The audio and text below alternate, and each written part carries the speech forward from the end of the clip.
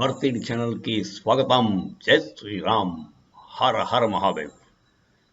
అన్నమలై, కే అన్నమలై, ఆయన కోయంబత్తూరు కాన్స్టిట్యుయెన్సీలో ఓడిపోయారు. కాకపోతే ఎలా ఓడారండి? అభిమన్యుళ్ళ ఓడాడండి.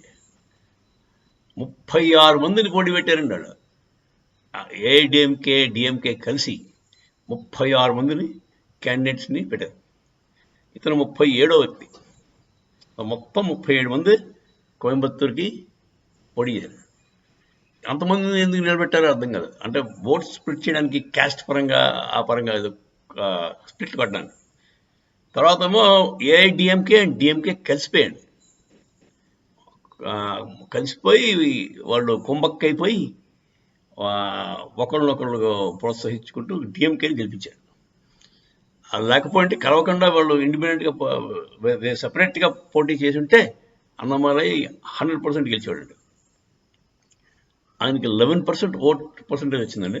11% అంటే మామూలు విషయం కాదు అది. అంతకుముందు 1%. మామూలు నేషనల్ పార్టీస్ అన్నీ కూడా 1% లోపే ఉంటాయి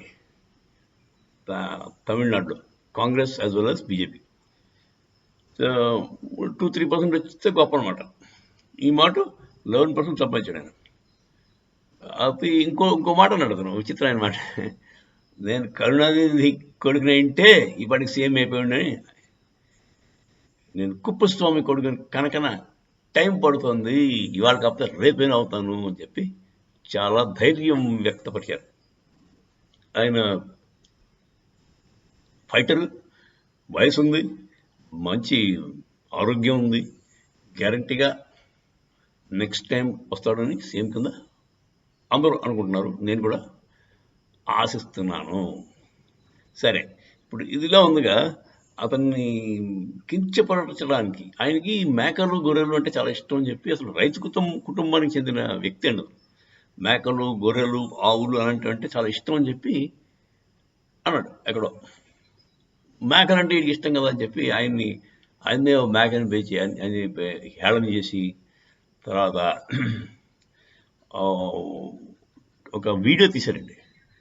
ఒక మేక పిల్లని నరుకుతూ అన్నమలై ఫోటో పెట్టి ఏదో చాలా చాలా అసహ్యకరమైన వీడియో తీశారు. పాపం ఎందుకు అనవసరంగా మేక పిల్లని ఎందుకు నరికారా అంటాడు ఇతను.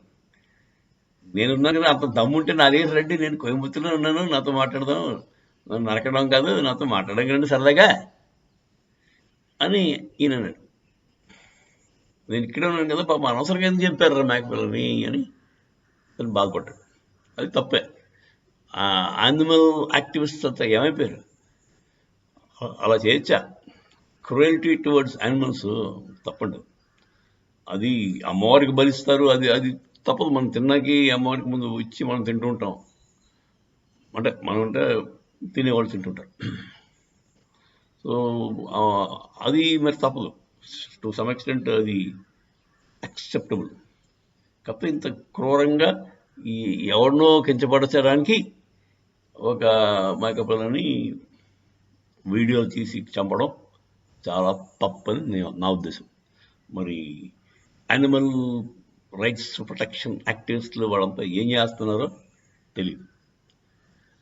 కానీ అన్నమలై గారు డెఫినెట్గా మంచి రోల్ ప్లే చేస్తారు. ఇప్పుడు మన మోడీ 3.0 గవర్నమెంట్లో అతనికి మంచి ఇంపార్టెంట్ పొజిషన్ ఇస్తారని ఆశిద్దాం.